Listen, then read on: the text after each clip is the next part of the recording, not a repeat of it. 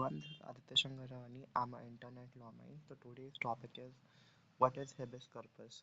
So before we going into the video, I just wanted to clear something.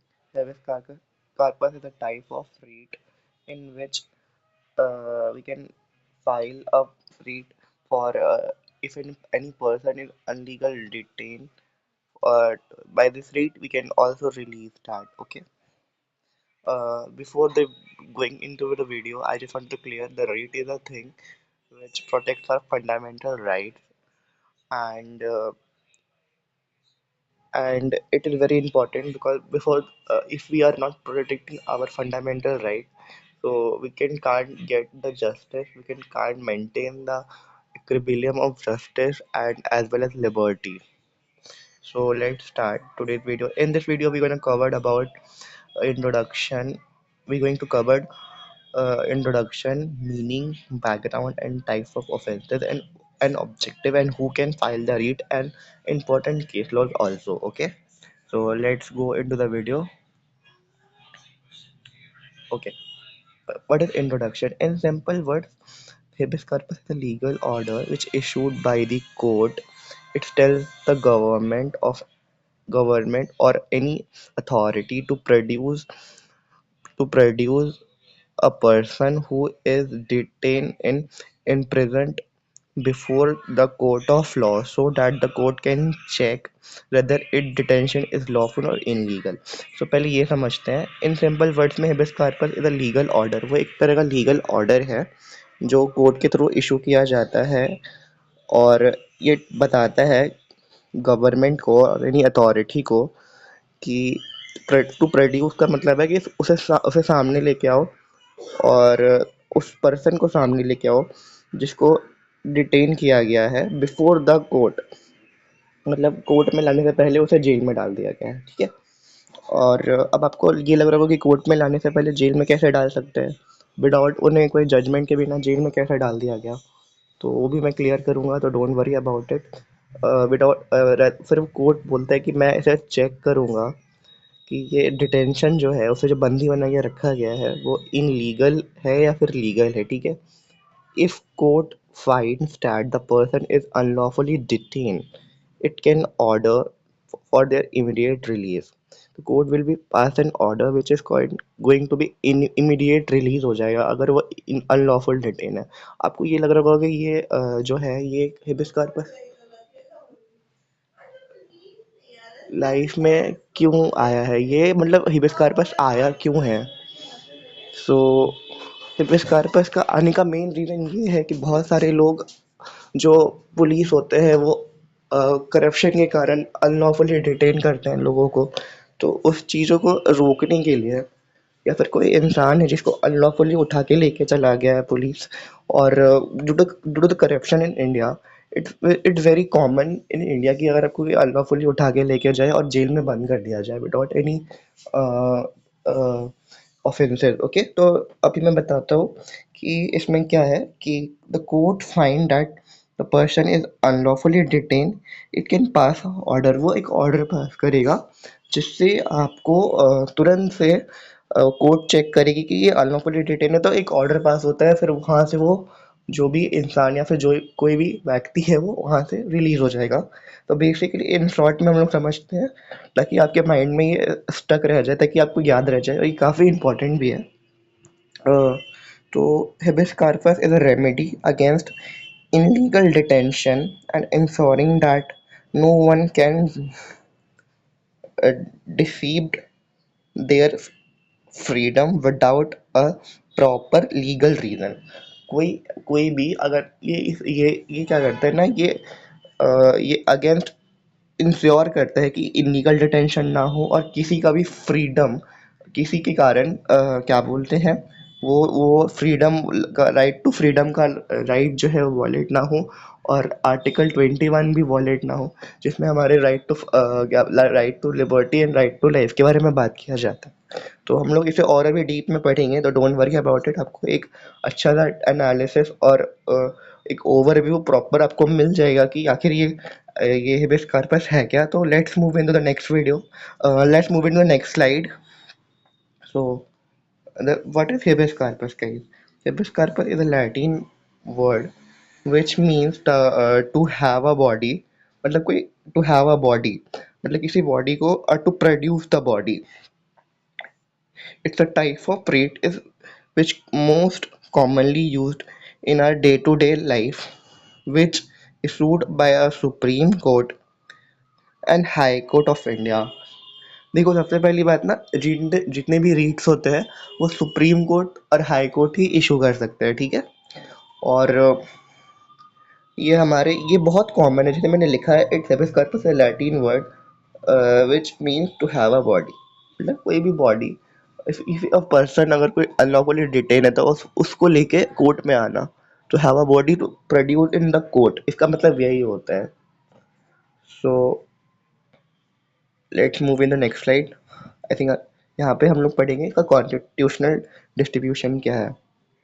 देखो, ये is the type of writ which power, देखो under article 32 में supreme court को power दिया गया है writ issue करने का, and under the article 26 the court issue the fundamental rights. और फंडामेंटल राइट्स अगर जहाँ पे है तो उसमें हम लोग हाई कोर्ट को, देखो अगर रिट्स की अगर बात करें ना तो हाई कोर्ट के पास ज़्यादा पावर है, बिकॉज हाई कोर्ट में हम लोग आर्टिकल 266 में देखते हैं, 226 में देखते हैं कि जो ये है हमारा, ये रिट्स है, तो हाई कोर्ट के पास ज़्यादा पावर इसीलिए है क्योंकि वो फंडामेंटल राइट भी देखती है और हमारे जो लीगल राइट्स वायलेट होते हैं वो भी देखती है। बट सुप्रीम कोर्ट के पास सिर्फ वो, अगर हमारा कुछ ये फंडामेंटल राइट्स अगर वायलेट होता है तो वो सिर्फ सुप्रीम कोर्ट वो एक एरिया देखती है, ठीक है। और रिट्स को इशू करने की पावर सिर्फ और सिर्फ हाई कोर्ट और सुप्रीम कोर्ट के पास है, ये बात बहुत इंपॉर्टेंट है। And what is habeas corpus? The writ is habeas corpus is under the court which issued by court calling upon the person by whom another person is detained to having that person before the court, let the court know the authority he is detained. If the detention found without legal justification, then the person is ordered to release. Basically इसका मतलब ये है कि habeas corpus जो है ना वो court के द्वारा इशू किया जाता है by the court calling upon the person by whom another person is detained। Basically इसमें हम लोग बोल रहे थे calling upon upon the person, तो हम लोग बेसिकली पुलिस को बोल रहे हैं कि पुलिस को हम लोग बोलते हैं कि आपने जो भी मतलब रखा, आपने जो भी मतलब व्यक्ति को रखा हुआ है डिटेन करके, तो उसे कोर्ट में मतलब कोर्ट पे लाइए और कोर्ट को पता करने दीजिए। Let them court know the what the authority has detain, क्या किस अथॉरिटी से उसे डिटेन किया गया है, क्या रीज़न है। अगर डिटेंशन जो है वो, अगर वो फाउंड होता है कि वो इनलीगल तरीके से लिया गया है और उसका जो विदाउट एनी लीगल जस्टिफिकेशन, कोई अगर लीगल जस्टिफिकेशन नहीं है और उसे डिटेन करके रखा गया है, then the person order to be release, तब उस पर्सन को हेबियस कॉर्पस के द्वारा ऑर्डर टू द रिलीज मिल जाएगा।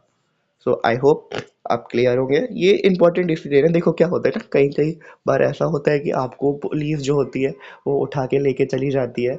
अगर आप कोई कॉग्निजेबल ऑफेंस करो या नॉन कॉग्निजेबल ऑफेंस करो, तो कभी कभी ऐसा होता है कि पुलिस जो है वो करप्शन के कारण पैसे खाने के लिए किसी इंसान को अनलॉफुली डिटेन रख जेल में बंद कर देती है। तो ये बेसिकली उस टाइम ये रिट काम आता है और ये बहुत कॉमन यूज़ होता है बिकॉज इंडिया में बढ़ते हुए करप्शन को देख के ये रीट को बनाया गया था। तो आप समझ ही सकते हो कि ये रीट कितना ही ज़्यादा इम्पोर्टेंट है। और बेसिकली ये हम लोग को पावर देता है to ask a question about unlawful detention. अगर किसी के साथ ये होता है तो आप उसके साथ, मतलब आप इस रीट के थ्रू आप उससे क्वेश्चन कर सकते हो, इन क्वेश्चन उठा सकते हो, सवाल उठा सकते हो कि अनलॉफुल डिटेंशन क्यों कर रहे हो मेरा। सो let's move in the next slide. I think आपको ये क्लियर हो गया होगा कि देखो बेसिकली कुछ नहीं है, बहुत आसान सा ये टॉपिक है। देखो पहले मैंने बोला था कि ऑफेंसेस को समझना ज़रूरी है, कौन से ऑफेंसेस में आपको डायरेक्ट उठा लिया जाता है, कौन से ऑफेंसेस में आपको डायरेक्ट नहीं उठा सकते हैं, कौन से ऑफेंसेस में आपको वारंट लगेगा, कौन से ऑफेंसेस में आपको वारंट नहीं लगेगा। और अगर हम लोग ऑफेंसेस समझ जाएंगे तो हमें कहाँ पे मतलब कौन से ऑफेंसेस में हेबियस कॉर्पस का यूज़ कर सकते हैं बिफोर। अगर हम लोग ऑफेंसेस नहीं समझेंगे तो हमें ये नहीं पता चलेगा कि हमें मतलब हेबियस कॉर्पस को यूज़ किधर करना है। और मतलब बेसिकली जो अनलॉफुल डिटेंशन होता है डायरेक्ट उठा के आपको लेके चले आते हैं, तो वो कौन से ऑफेंसेस में डायरेक्ट उठा के आपको लेके आ जाते हैं ये क्लियर होना बहुत ज़रूरी है। तो इसीलिए हम लोग टाइप ऑफ ऑफेंसेस पढ़ेंगे। तो स्टार्ट करते हैं। देखो, cognizable and non cognizable offences होते हैं। तो कॉग्निजेबल ऑफेंसेस होते हैं all serious type of offenses are cognizable. The offenses is under the law other than the Indian Penal Code। पहले की जो इंडियन पेनल कोड थी मैंने उसके बारे में मैंने थोड़ा सा ऐड किया है इसमें। The punishable with in 3 years the imprisonment और मोर द। देखो, बेसिकली जो नॉन लॉ बैकग्राउंड है ना उसको मैं टोटल क्रक्स बताता हूँ कि कॉग्निजेबल ऑफेंसेस क्या होते हैं। मर्डर, रेप और थेफ्ट हो गया, या फिर जितने भी जो डेंजरस क्राइम्स हैं इन सिंपल टर्म्स वो होते हैं। और इसमें क्या होता है ना, पुलिस ऑफिसर में arrest without a warrant and police is under the legal duty to investigate without a direction from magistrate. मैंने यहाँ पे मजिस्ट्रेट इसीलिए लिखा है। देखो, सबसे पहले क्या होता है ना कि अगर किसी बंदे को उठा के लेके आते हो, मतलब उठा के जेल में डालते हो, तो विद इन 24 आवर आपको उसे कोर्ट में पेश करना पड़ता है। अगर आपने नहीं करा तो वही होता है अनलॉफुली डिटेन करके रखना। तो इसमें क्या होता है ना कि अगर आप कॉग्निजेबल ऑफेंस करते हो तो इसमें आपको वारंट की ज़रूरत नहीं पड़ती है। आप डायरेक्ट जा सकते हो उस बंदे के पास और उसे उठा के लेके आ सकते हो।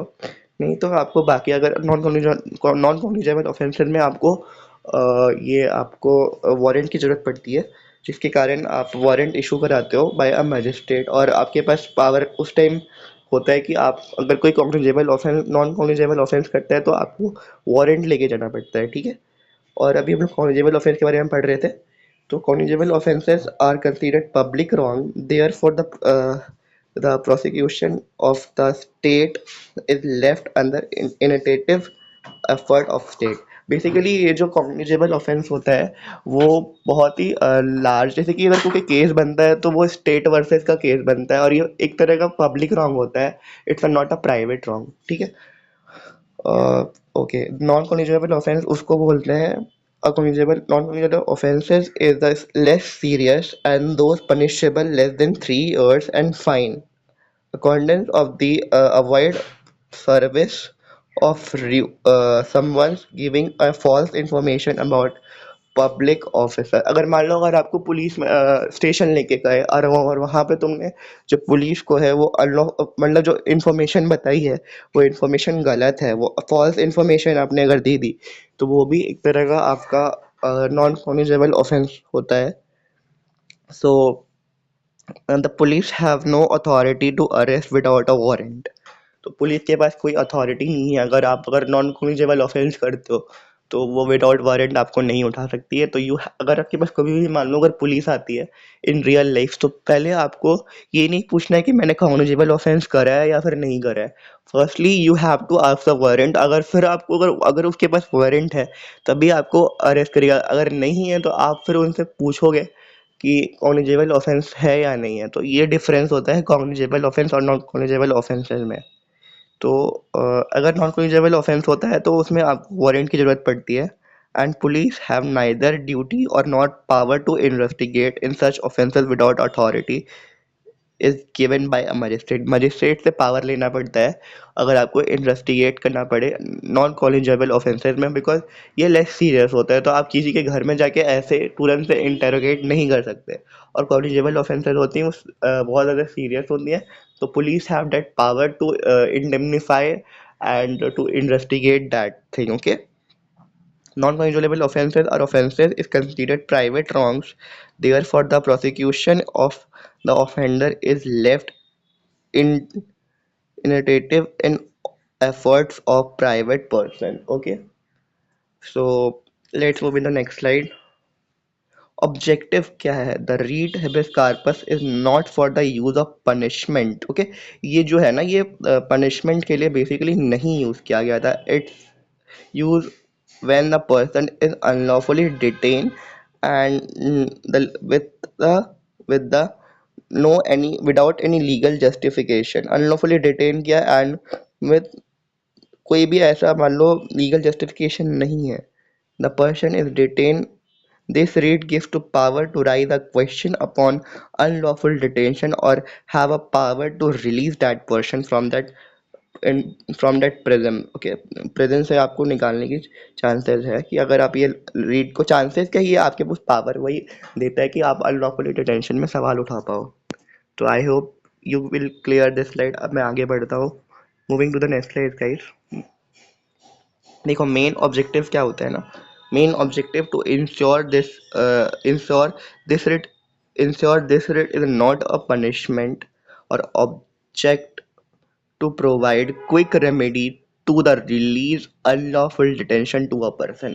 ये it's a type of quick remedy. अगर किसी के साथ अनलॉफुल डिटेंशन होता है तो यू कैन ऑल्सो, अगर जो भी प्रिजन जो भी मतलब मान लो अगर कोई जेल में है तो कोई भी इंसान मान लो जेल में है तो उसके फ्रेंड, उसके फैमिली वाले, उसके लीगल हायर्स भी मतलब इसको रीट को फाइल कर सकते हैं. इसमें आपको लॉयर की ज़रूरत नहीं पड़ती है. अगर ये आपके पास, अगर आपको ये राइट पता होगा तो आप ये रीट फाइल कर सकते हो. इसीलिए लीगल अवेयरनेस जानना बहुत ज़रूरी है. आई होप कि ये रीट का आपको मेन चीज़ समझ में आऊँगी, क्योंकि ये पनिशमेंट के लिए नहीं बना था. It's objective to provide quick remedy from the release unlawful detention to a person. Unlawful detention होता है तो उस केस में ये क्विक रेमेडी प्रोवाइड करता है ये writ, which is known as habeas corpus. Okay, I hope you clear with this slide guys. So let's moving into next slide. देखो who can file the writ of habeas corpus? Family, friends, legal representative और as well as prisoner भी कर सकते हैं. वो क्यों कर सकता है मैं आपको आगे की केस में बताऊंगा. So don't worry about it. देखो Charanjit Lal versus Union of India.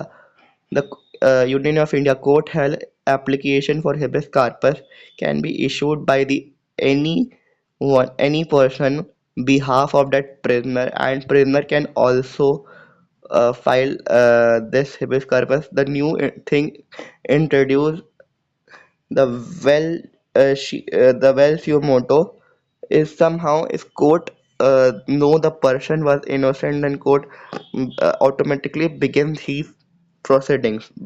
proceedings. Okay, तो अगर मान लो इस केस में क्या हुआ था ना कि इस केस के बाद ये पावर मिली थी कि आप अगर जो भी इम्प्रिजमेंट में है तो वो भी फाइल कर सकता है ये रेट ऑफ हेबेस कार्पस. और फैमिली और फ्रेंड्स तो कर ही सकते हैं, और के जो लीगल हायर्स है वो तो कर ही सकते हैं. एंड ओके, तो न्यू थिंग इंट्रोड्यूस क्या हुई थी, वेल शियोमोटो. ये हिबियस कार्पस ना, वेल शियोमोटो मतलब ये होता है कि अगर कोर्ट को कहीं से पता चल गया कि ये बंदा इनोसेंट है तो कोर्ट ऑल्सो मतलब ऑटोमेटिकली वो बिगिन कर सकता है कि अपने आप में इसके पास पावर है कि अगर पता चल गया कोर्ट को कि ये बंदा इनोसेंट है तो court also start that proceed legal proceedings. Okay, तो आपको आई थिंक ये स्लाइड से क्लियर हो गया होगा कि मेरा इंटेंशन ये है कि इसे कोई भी फाइल कर सकता है. और वेल सीओ मोटो का मैंने आपको ये मीनिंग समझा दिया कि अगर कोर्ट को कहीं से पता चल जाता है कि ये बंदा इनोसेंट है, then the court automatically begin the proceedings for justice. तो इम्पॉर्टेंट केस लॉज, तो अभी हम लोग केस लॉज इसलिए पढ़ रहे हैं ताकि आपको और कॉन्सेप्चुअल क्लैरिटी आ जाए. सो तो लेट्स स्टार्ट.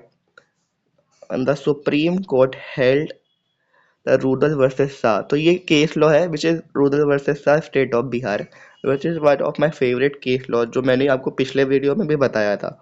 तो लेट्स स्टार्ट. तो इसमें क्या होता है ना कि मैंने पहले इसका जो भी मैंने लिखा हुआ है मैंने पहले उसको पढ़ देना है, फिर मैं आपको इसे हिंदी में समझा दूंगा ताकि आपको पूरा मतलब आइडिया लग जाए और पूरा दिमाग में रह जाए कि ये केस आखिर है क्या. ये काफ़ी इंपॉर्टेंट केस लॉ है. This is a landmark judgment basically, तो ये इंपॉर्टेंट तो होगा ही. So the Supreme Court is held Rudal Shah versus proclaimed imprisonment after the equatorial is illegal and unconstitutional, violating Article 21 right to life and personal liberty. The court ordered the state of Bihar to pay 30,000 as interim compensation and emphasized that such relief was necessary to make the right of life and meaningful. तो basically इसमें क्या हुआ था ना कि ये जो इसका जो रुद्रल सा है वो जो भी इसमें जो ये केस है उसमें ये हुआ था कि जो जो भी इंसान जो भी प्रिजन में था वो ना मतलब उसे अनलॉफुली डिटेन इसलिए बोलते हैं कि उसने अपना सजा काट लिया था, फिर भी वो कुछ महीने के लिए जेल में था, तो बहुत लंबे समय के लिए जेल में रह गया था। तो this is called also unlawful detention. तो इसमें रिट ऑफ हेबियस कॉर्पस को इशू करके इसे जेल से बाहर निकाला गया था। तो और इसमें क्या हुआ था ना कि जो स्टेट ऑफ बिहार है उसे 30,000 की इंटरिम कंपनसेशन प्ले देनी पड़ी थी। And empathize such relief was necessary to make right to life and meaningful। इसकी सिग्निफिकेंस को जान लेते हैं। The case is also a landmark case of in India। ठीक है, लैंडमार्क जजमेंट है constitutional law. It introduce the concept of compensation for violating fundamental right. एक वो इंट्रोड्यूस किया था कि वायलेटिंग अगर होता है फंडामेंटल राइट तो वो कंपनसेशन इसी को केस के बाद वो आया था कि आप वायलेटिंग अगर फंडामेंटल राइट अगर वायलेट होता है तो कंपनसेशन हम लोग पे करेंगे। And establishing the Supreme Court to grant a monetary relief under the article 32 for unlawful detention and abuse of power by the state. ये पावर का अब्यूज किया गया है कि पावर को यूज किया गया है और अनलॉफुली तरीके से यूज किया गया है, which is not a good thing to do. तो आई थिंक आपको ये केस तो समझ में आ गया होगा। तो अगर आपको ऐसी वीडियोस अगर देखनी है और लीगल कॉन्टेक्स्ट के बारे में जानना है और अगर आपको ऐसी लीगल कंटेंट पसंद है आता है तो प्लीज़ आप लॉ माइंड्स को सब्सक्राइब करें। एंड अगर वीडियो अगर यहाँ तक देख रहे हो तो प्लीज़ वीडियो को लाइक करके जाना है, चैनल को सब्सक्राइब कर देना ताकि, और बेल आइकन को भी प्रेस करना ताकि जो भी हमारी नई वीडियोस आएगी तो आपको पता चल जाएगा, तो आप आके देख भी सकते हो। और ऐसे ही लीगल अपडेट्स को जानने के लिए सब्सक्राइब करें law minds. And thank you so much for watching this video. I will meet on the next video. तब तक के लिए stay safe, stay connected and keep studying.